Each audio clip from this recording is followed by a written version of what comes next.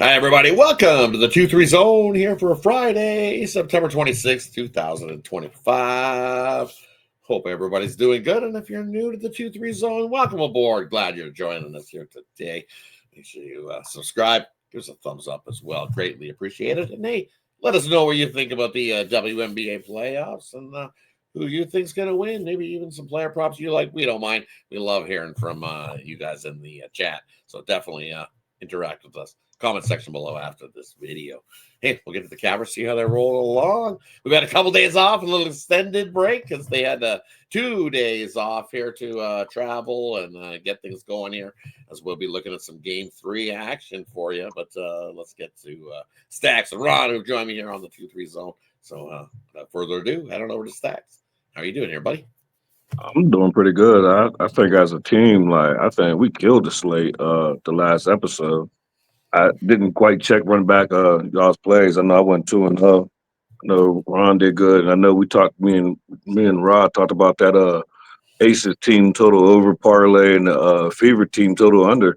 We talked about it. It's crazy. I didn't even play that, but And they hit 90. Yeah, they got 90. I was on the team total.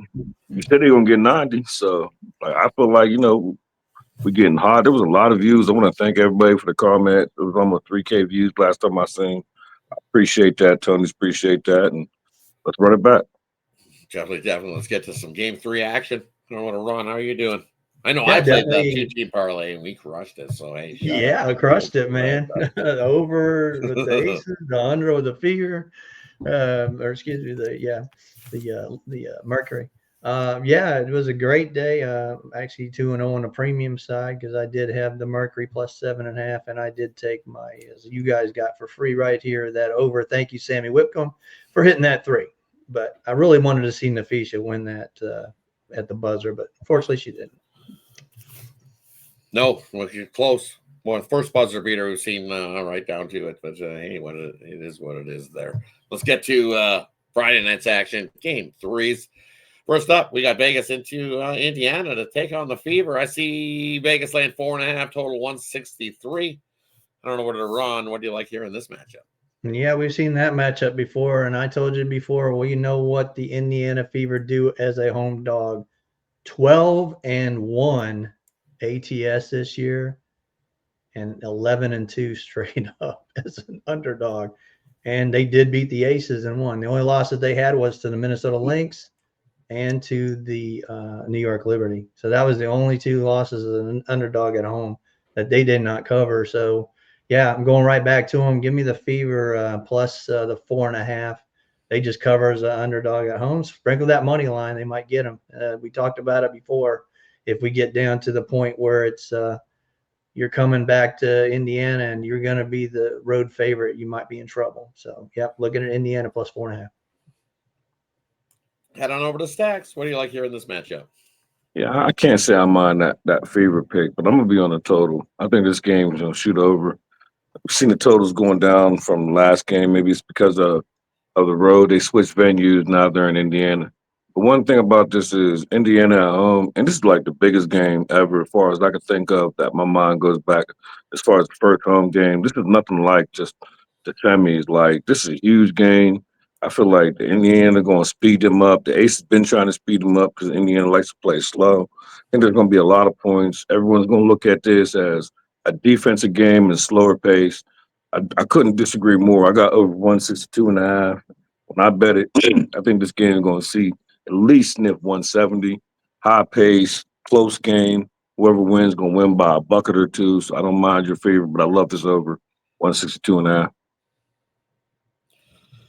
Right, and for me, I'm going to look at the first half. I think that that fast pace kicks off right from the opening tip here in this one.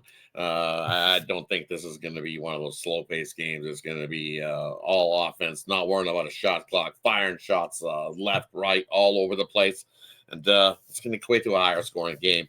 Also, you look at Indiana this year in them Friday night games in the first half, 8-0 to the over in that first half. Just what it is. I think this is what you get here. Nothing like fast-paced basketball in this game 3. 4, it's kind of like that number's like right where it should be. I think though for me, it's I know the Fever is the dog, as Ron alluded to. I believe my number says 9-0 as a home dog this season, straight up. I don't think they've lost as a home dog, ATS wise, at all. Yeah, they lost to Minnesota. They were getting 5.5, and it was a 5-point game, 85-80. Yeah. They might have risen a little because what was the closing line? Might have had It showed 5.5. Yeah. Shows 5.5. Huh. Yeah. My numbers got 9-0 as a home dog. So you got 9-1 ATS as a home dog. So maybe I'm missing something there. But either way, they've been, as you said, so sidewise. I'm going to stick to the first half, giving the over. I'm with Stacks. I think we get a fast-paced game. That Indiana crowd's going to be amped too. That building's going to be a rock in here for Game 3 in Indiana because I didn't really think their fans thought they were going to make it this far. But hey, it is what it is. Hey, that wraps up the first game. Let's head on over to the next game we got here. Game 3 on the board. Lynx into Phoenix, take on the Mercury. Looks like 4 points, almost exactly the same as the first game. So the total's a little bit lower. We got 159 here in this one. I don't know where the Stacks to get us started. What do you like, Lynx or Mercury? Yeah, we've been on this all year long, whether they're home or not, coming off a loss or not, but especially on the road, we got the Lynx. They 3-17 and with a few pushes as far as first half. And I look at that, if you just throw that trend away, I look at it like the way the Mercury came back, they were down 20, came back, forced overtime. The previous game, they just won. Now they're back at home. I expect them to have all the momentum early in the first half. So I'm going to be on the Mercury first half money line. I don't need the points. Go get some plus money for that. I just see this being a get-up spot. We've been fading the Lynx all year, first half, or at least 2-3 zone. We've been fading them. I don't know what y'all been doing.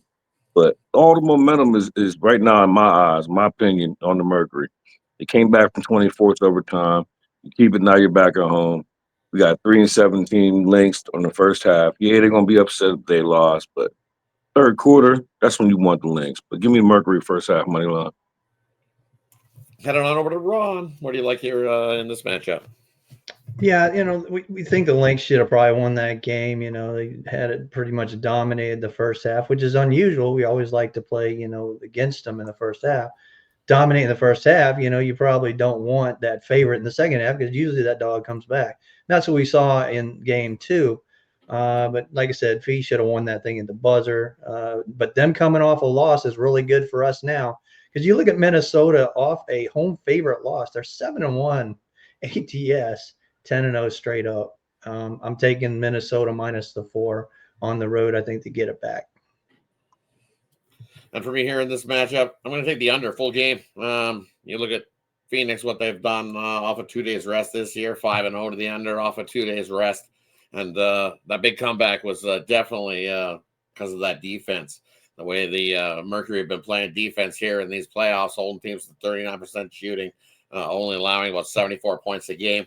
And we know this Minnesota team all season long has been playing solid defensive basketball, holding teams to about 42% field goal shooting, going to 76 points a game. This total at 158. I don't think we get to 80 on either of these teams. I think it stays below that number. I love the under here in this matchup. Slow-paced game here between these two. It's a big Game 3, so I think both these teams would love to play some defense, step it up, and we get a lower scoring game. Should be a good one, though, because I love that defensive type of game here in this matchup. Hey, that wraps up the 2 we got here on Friday night. We'll be back again Sunday for some Game 4s at you. But, hey, so glad you guys are here. Let us know in the comment section below what you guys think of these 2 games here on Friday night. Appreciate you all, as Stack said, as well, that have tuned into these videos because, hey, man, it's numerous of you. So let's hopefully we can stay hot and continue to crush it. Any final words before we head on out? No, it's going to be a great one. We will have Game 4s.